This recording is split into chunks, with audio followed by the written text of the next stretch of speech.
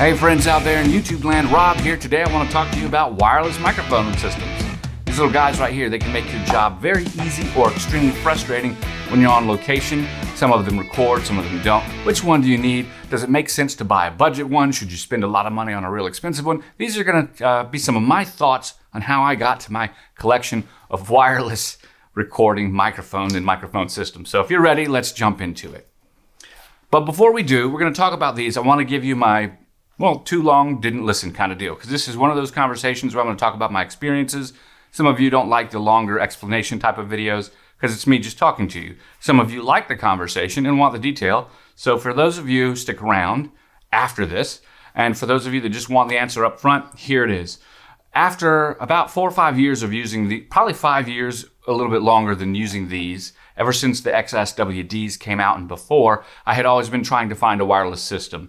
Up to that point, the Comica Boom XU Quad had been my system of choice. I've been using this probably since it came out about 2 years ago, and I absolutely enjoyed using it. It's a UHD or UHF system, not UHD, it's a UHF system, which means it's not on the cluttered 2.4 gigahertz Bluetooth band, the Wi-Fi band. That also means in some areas you have to get the transmitter receivers that are properly tuned to the UHF frequencies that are legal in your areas. But it allowed me to have up to 4 different microphones transmitting into the receiver on the Comica Boom XU base unit.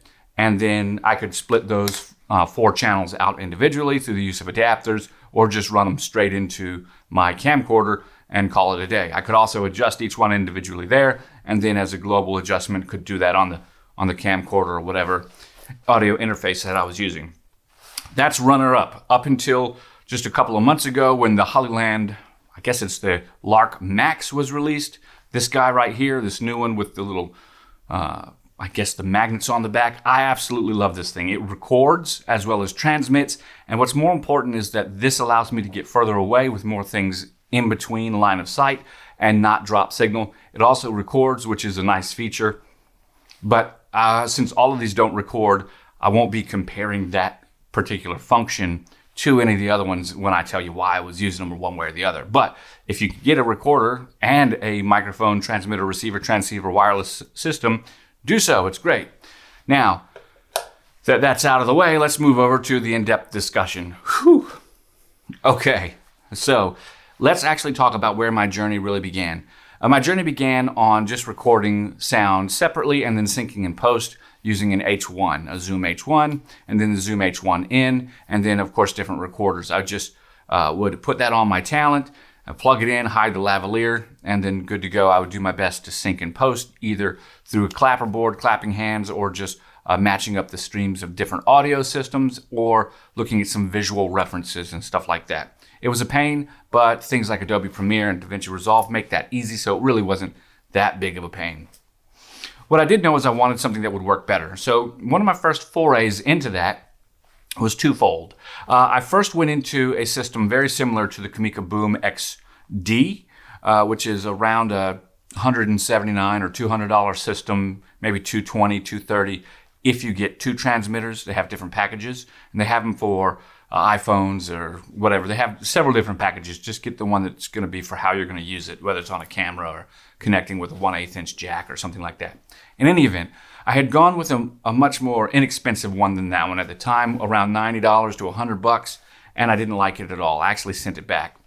Then I got these Comica Boom XDs, and these transmit power right around 10 milliwatts. It wasn't that great. It did okay.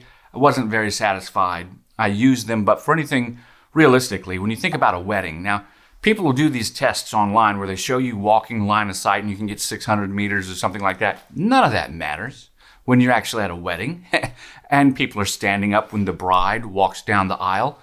If that cuts out your audio, you are screwed. It's just completely no good. So when I was using these, I was also using a hidden microphone, usually the Zoom H5 with the shotgun attachment put in a floral arrangement, right?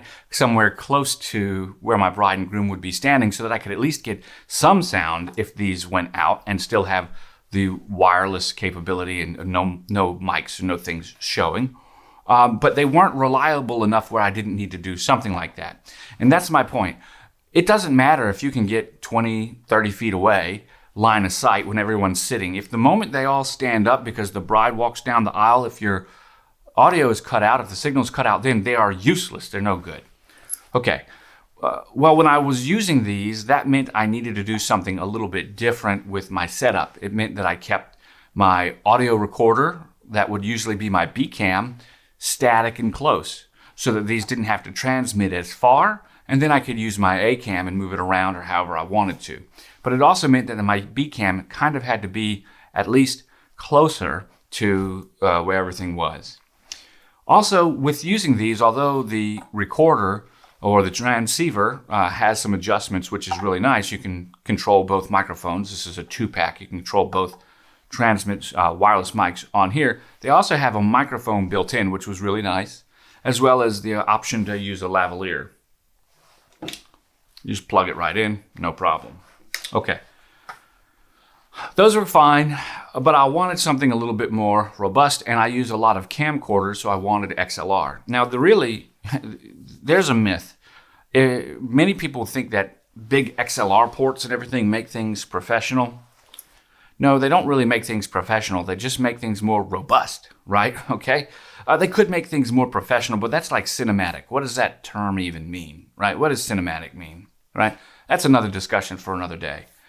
So the XLR ports are important because they're a stronger, more sturdy connection when used in an environment where they're going to get beaten up. Okay, let me explain.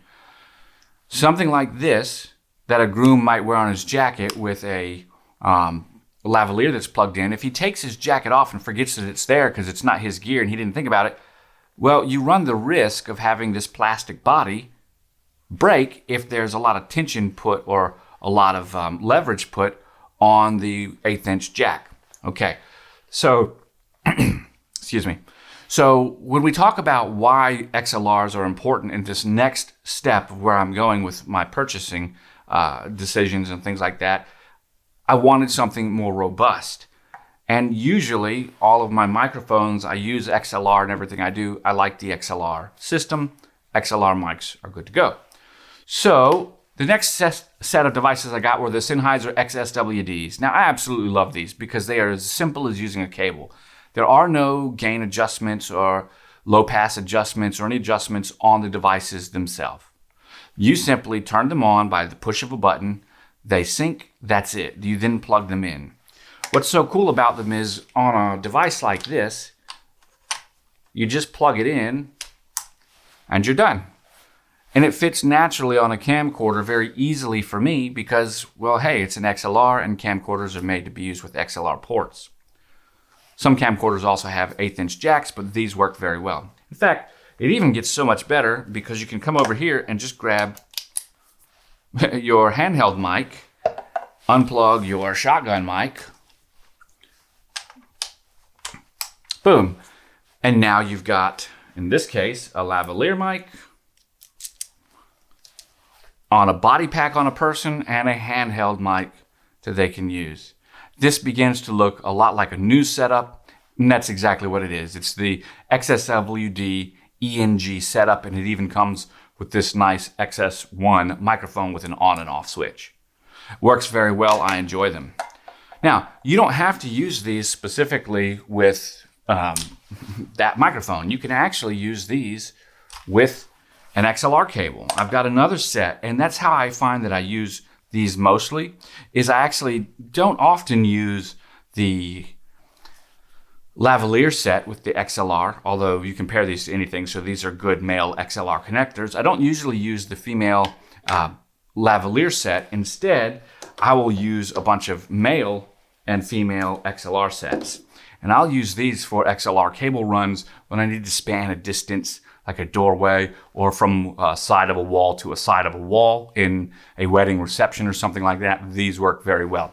In fact, they work extremely well. If I want to pull something in, like there's a big old sub right here we do a lot of DJ stuff. So if I need to take my sub, run my mixing console to the sub, and let's say I'm going to put my line arrays somewhere else, I just want to have a clean minimalistic look, it works very easy for me to run my DJ desk, my console, into the inputs, and then use these to plug into the outputs.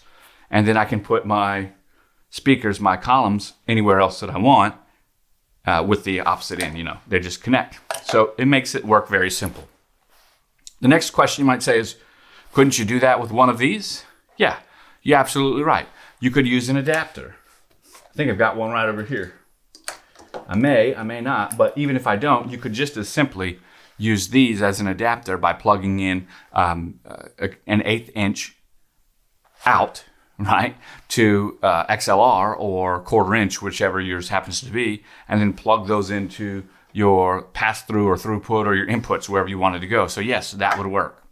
The difference is, on any of these systems other than the XSWDs, you're going to have to adjust the gain and any other settings on the transceiver or on the transmitter. Not so for the XSWDs, which is nice. Okay, we've talked about that. Continuing on, the problem with these are also 10 milliwatts, right? 10 milliwatts of transmit power doesn't really get you very far, and it accepts a lot of interference when people stand up and get in the way. It blocks your signal. So I was happy to pick up the Comica Boom XU because it's 15 milliwatts, which is quite a bit more transmit power than the other ones. So it got me a lot further.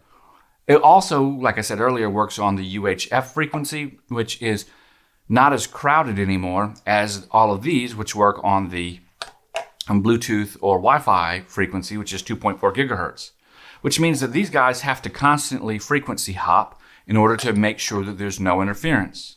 Now, the problem with the Comica Boom XDs, for me, wasn't interference. It was line of sight. So although they're 10 milliwatts, 10 milliwatts, it seems like there was a lot of issue with line of sight with people getting in the way.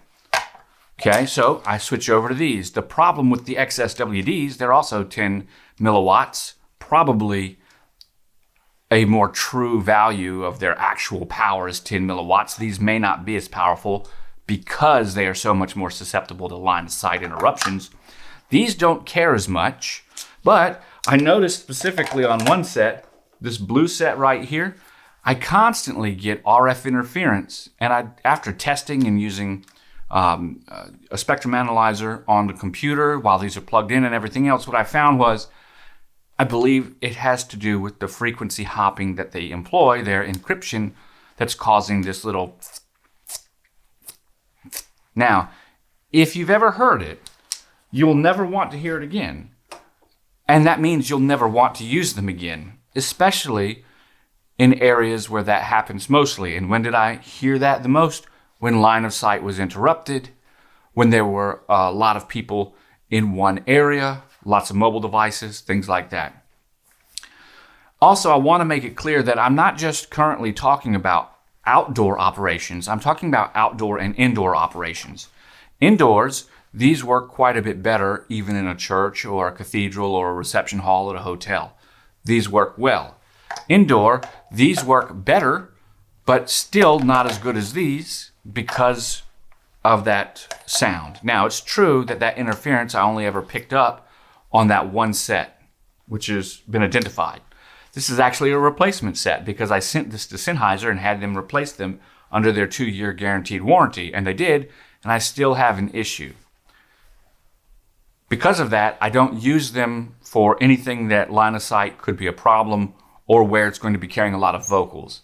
I don't really mind so much with music because a lot of times with music, you won't even hear that when we're blasting the music real loud at a DJ or something like that at a reception. You're not even really going to tell. Other speakers will help cover that. But with spoken word and nothing in the background, like at the toasts, no good. Now, has a bride ever said anything to me about it? Has it ever kept me from having a good live stream? I have never had anyone that has purchased my service say anything about that interference noise. I hear it. I don't want it. It's that simple. So I use them for different applications. I use these more like a cable, which means I use them with equipment more than spoken word currently, which is sad.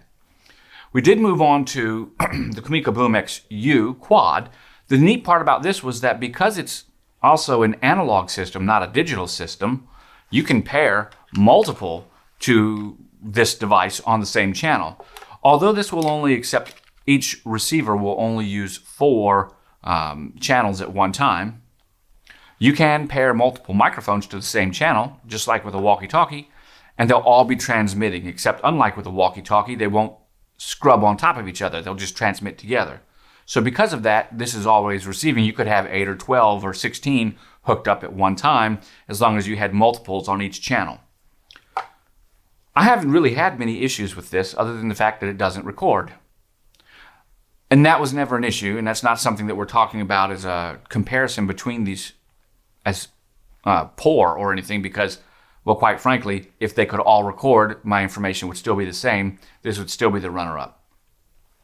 So what happened to this one? Why was I looking? Well, one of my assistants, when they were putting gear away a couple months ago after a wedding, slammed these arms backwards, and it actually split the unit and caused this one to break. So no longer is this a viable unit. Now, luckily, I could very easily just buy another one of these.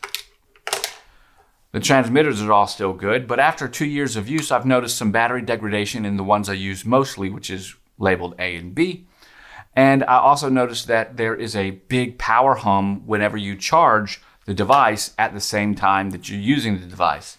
So that makes the 6 or 7 hour battery life, which was really more like 3 or 4 hour battery life, not as important to me, because I can't charge it to get longer life out of it.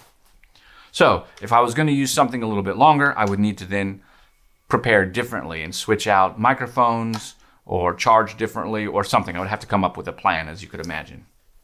So we've talked about all of that I've used except for these new Holylands. Before we get into the Holylands and why I chose them and why I'm really happy that I did, let me share with you what I have been trying to purchase for years. Ever since 2020 or 2021, I've been trying to purchase a Pico mic. Now they've got the Pico Mic 2 and the Pico Mic Pro. This is a microphone, wireless microphone system created by some French company, Pico Gear, and I've tried to buy it several times. They're $450, $500 for the package, depending on if you get it on a sale or not. For the Pro version, which gets you 50 milliwatts, which is much more power. And they're also really tiny with these really, I mean, they look like a paperclip if a paperclip was covered in, they're very small is what I'm saying.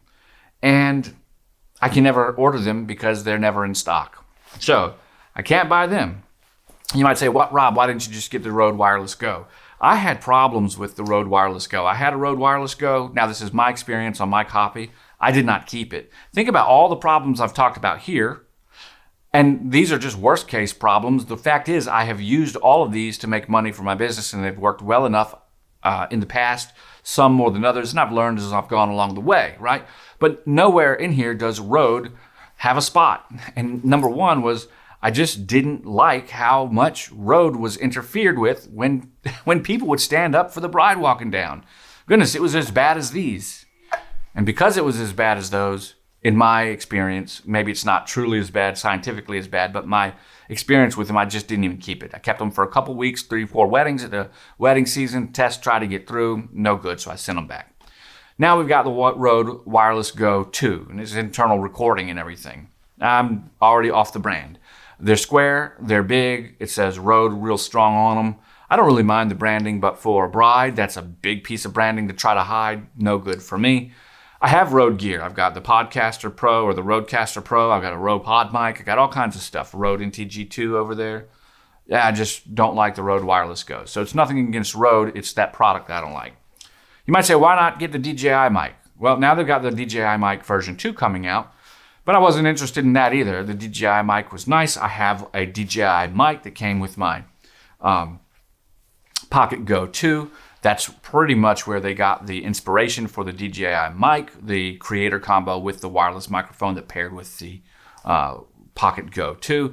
And I enjoyed using it. I felt it was a little bit fiddly. Sometimes it was difficult to connect external accessories to know that they were connected properly. Sometimes when they were connected, it didn't record the connected wireless mic, all this other stuff, or a connected lavalier. It was just strange. So I really wasn't interested in that as a product.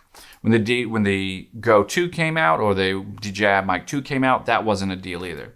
I had always liked the Hollyland products. I had seen the Hollyland Lark 150, although I never owned a Lark 150. I'd had a chance to see them in person. A couple of my friends had them. They liked them. I enjoyed it. But at the time, I was using my own systems and they were working fine. There wasn't a reason to purchase.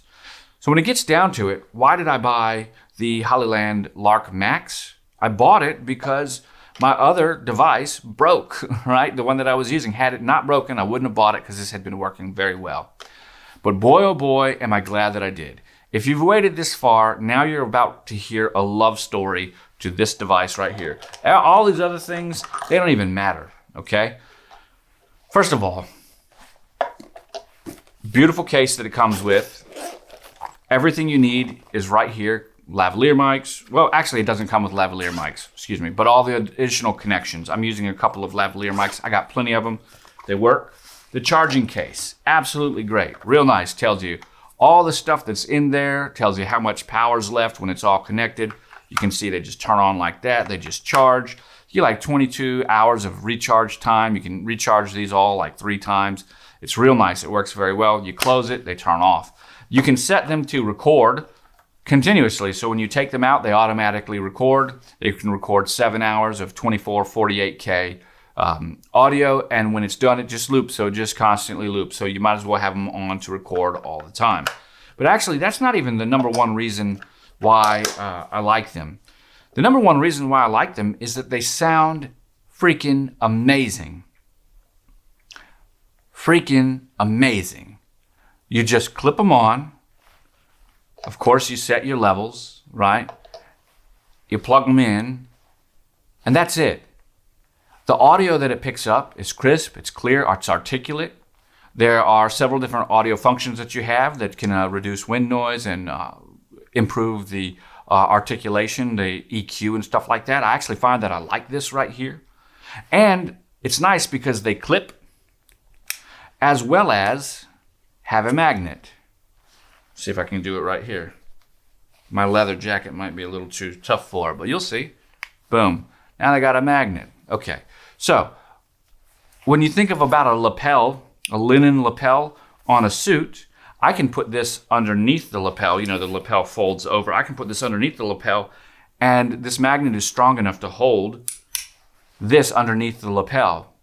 And what's nice about that is that the microphone on these is quite a bit larger than on the other ones from what I've seen through their marketing.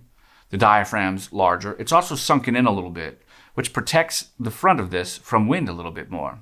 Now, often I don't use wind socks or wind muffs or dead cats on these mics when I use them as just the microphone on a lapel without an external lapel microphone.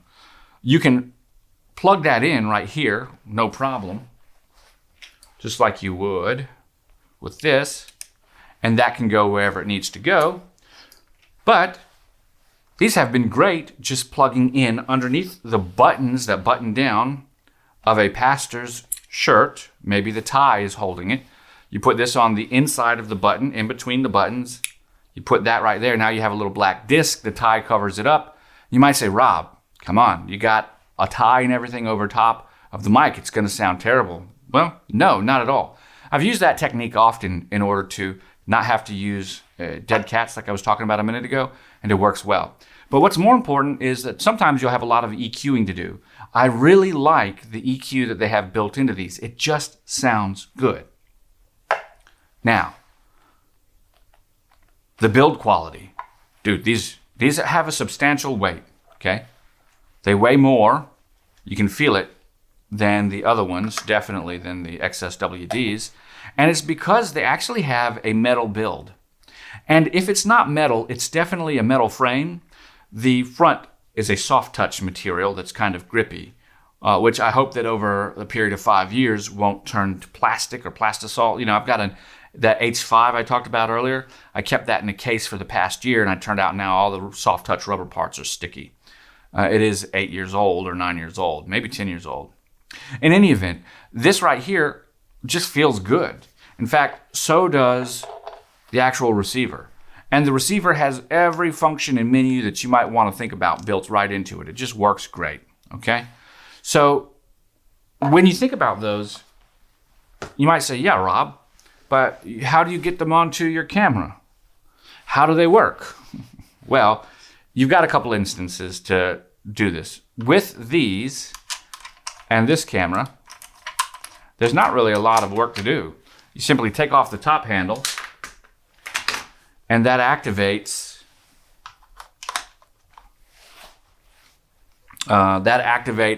the mic jack, and now we plug that in. In this instance, I'm going to go for my line out. I'm sure you guys can hear me great over there. Let me see, where are we? Yeah. Oh, it's here. Boom. There we go. Now this unit is set up for both of these receivers. The other one's in the box over here. For both of these receivers, and it's just working its job. I don't know if you can see right here, but you can see it's going, check 1, 2, 3, 1, 2, 3, it's moving. So we also get a smaller device now because we don't have the need for the XLR handles. In this particular instance, when the XLR handle is connected, that remote mic input won't work, right? So you have to disconnect the XLR. There is possibly a way to turn it off in the menu or turn the XLRs off in the menu, but it appears that this system, which is the X1500, X2000, AGC X10, it appears that this particular system turns off either or, depending on, or let me rephrase it, it appears that the XLR handle has priority when it comes to audio inputs. Okay, so this is simple on top of here, but it's also simple on top of your camera because it can plug straight into your camera, into the line input or the headphones in or the headphones out. Really, it can plug into the mic input. That's what I'm trying to say. You can plug into the mic input. But if you wanted to use this, let's see if I got it here, with an XLR cable, it's as simple as an adapter. I don't have it here, but it's just an 1/8 inch to XLR adapter, and it plugs right in. And if that's the case, then you can use whatever you want. In fact, all of these have that option. And I think that brings around one of the first points that I was making, and that is that the XLR standard is one that I enjoy to use, and I use it professionally, right? I use it because it's robust and strong. But it is like a 50 or 60-year-old standard, maybe even longer. The reason it's been around so long is because it is so robust. But what's more convenient and what more devices actually work with is 1/8 inch headphone jacks or 1/8 inch speaker connections, the micro connections, or USB-C. Now this and this will both work with the USB-C. The Comicas, the XD and the Boom XU quad, and the Holyland will both work with USB-Cs as well as the micro jacks, the 1/8 inch jacks. The XSWDs won't because they're XLR system only. And I think if I was moving into a system now and I didn't have a lot of XLR gear, obviously the way to go is a system that's adaptable, that uses USB-C as well as 1/8 inch. I think that's the way to go. Now, a final note about that recording. What I enjoy about the recording more than anything else is that it's as simple to get the recording in this instance as is turning on auto record, okay? So that means that when you take it out of the box, it will automatically begin recording. And because it loops like we talked about earlier, you don't have to worry about anything over 8 hours, 7 hours, right? So it's unlikely that you'll have a full day production that goes more than 8 hours, but it could happen. For me, that's unlikely. 6 or 7 hours, maybe. I could take this out and put it on the groom if he was ready at 3 and the wedding's at 5 and, or 6. And I would know that this would be recording the entire time and I wouldn't miss anything. And I might capture some moments on the recording, which I wouldn't capture otherwise. What also else is neat is that there's no SD card in this. This is all built-in memory. And it works just like any SD card reader. When you plug it in, actually a micro drive or something like that, or a thumb drive, when you plug this in, your computer just recognizes it like it was a thumb drive. So it's easy to get your audio directly off. And it sounds great. Okay, we've had a lot of chit-chat about this today. These are my experiences and a little bit of anecdotes about how I've used them and why I was looking to upgrade. I'm so glad that I picked up these Hollyland Lark Max. It's really been a game changer for me. I enjoy it quite a bit.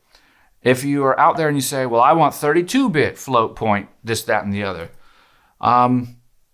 you probably don't work a lot in live settings. If that is a deal breaker for you. Now, don't get me wrong. Oh, some of you are already angry typing, and this is kind of like a pro tip, but one for you to think about. If you sit back and you say, 32-bit, I have to have it. For what?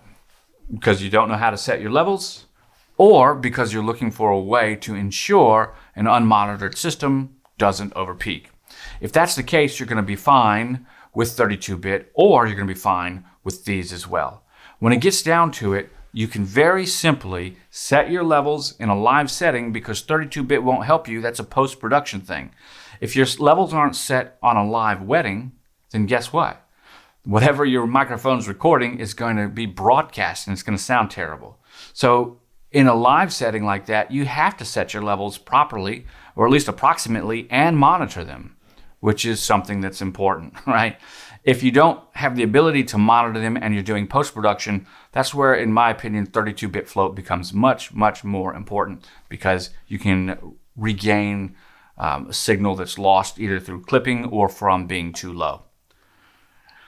And there you have it, my 2 cents on all this. Once again, I want to thank you guys for watching. I hope that you found this helpful. Tell me what you think about this presentation down below. I know that it's been a long one, but once again, thanks. I'll catch you guys on the flip side. Bye for now.